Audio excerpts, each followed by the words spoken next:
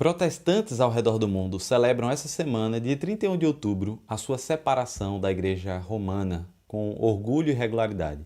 Todavia, quantos conhecem verdadeiramente a história por trás da separação?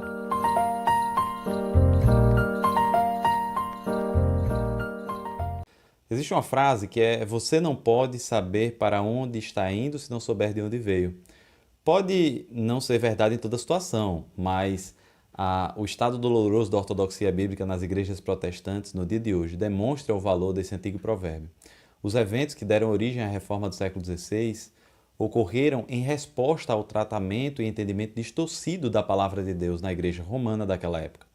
Martinho Lutero foi o homem que desafiou o status quo da igreja e que acendeu a chama que queima até hoje. A reforma, irmão, elas têm a sua origem muito específica. A frase post tenebra lux, após as trevas, luz, resume o moto da reforma do século XVI. Essas trevas referem-se ao entendimento do cristianismo bíblico pela igreja, que se desenvolveu gradualmente durante a Idade das Trevas, ao longo da Era Medieval, até a Reforma Protestante.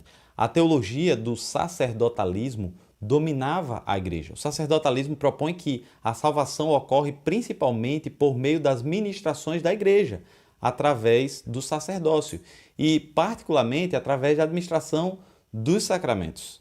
Os reformadores responderam a esse sistema da maneira mais enfática no século XVI.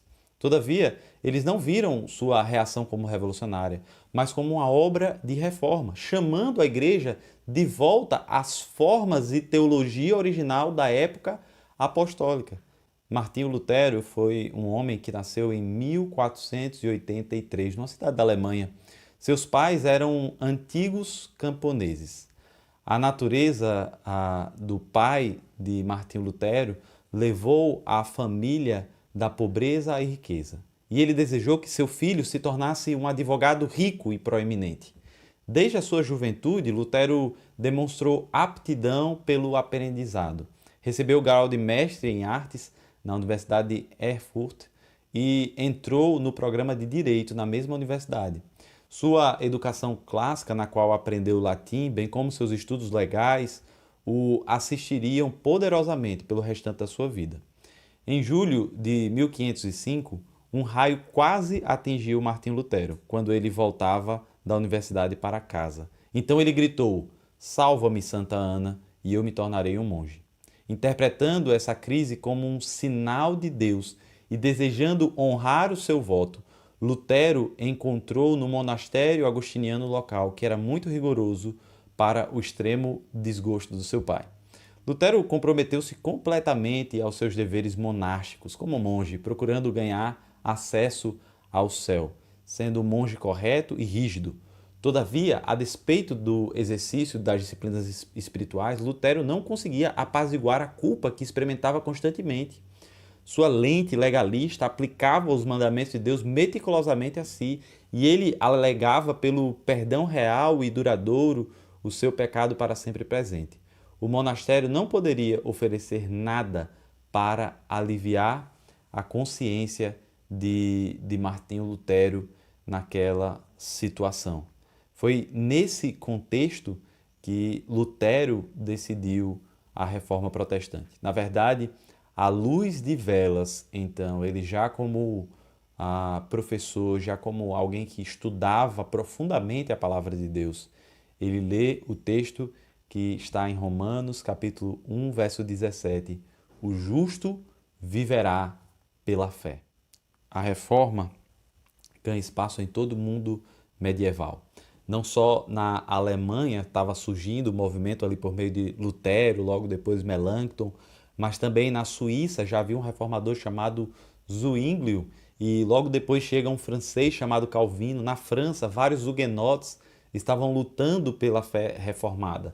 Na Holanda, da mesma forma, desde o Conselho de Orange, na Idade Média, os holandeses já tinham uma certa inclinação à reforma protestante. O norte da Itália, por meio do movimento valdense, também tinha essa mesma inclinação, e a região da antiga Boêmia, onde encontra-se várias nações do leste europeu, também já tinha uma certa inclinação para a reforma por causa do trabalho de John Huss.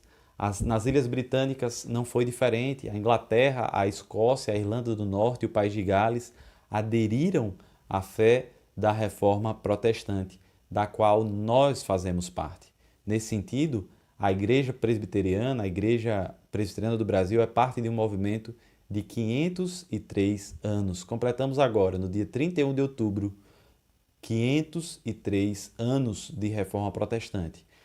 O dia que marca essa data, o dia 31 de outubro, foi o dia em que Martinho Lutero afixou as 95 teses. Eram 95 reclamações contra práticas erradas da reforma protestante.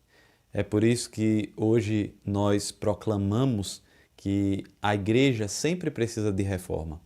A igreja, irmãos, da qual Lutero fez parte um dia, da qual Calvino fez parte um dia, Zwinglio, John Knox, essa era a verdadeira igreja cristã, mas que se corrompeu com o passar dos anos. E houve a necessidade de eles retornarem às origens, retornarem às bases da reforma protestante, às bases da igreja. Desde a reforma protestante se cunhou o lema Igreja Reformada sempre se reformando. Não porque tenha coisas novas que precisam de reforma.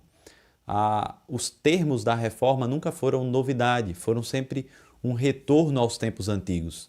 Em 1517, Lutero e os demais irmãos surgiram depois, buscavam retornar às verdades da igreja primitiva. Hoje, se nós afirmarmos Igreja Reformada sempre se reformando, não é no sentido de que a gente vai trazer coisas novas para a igreja, mas no sentido de que sempre precisamos olhar para trás e pensar, será que caímos em algum ponto? Será que existe alguma coisa que precisa ser mais uma vez reformada dentro da igreja? Eu penso que sim, certamente. Nós precisamos continuamente verificar o que temos vivido e comparar com a verdade das Escrituras, com a verdade da Palavra de Deus, se estamos no caminho certo. Que Deus te abençoe, irmãos, e tenha uma excelente semana na presença do Senhor.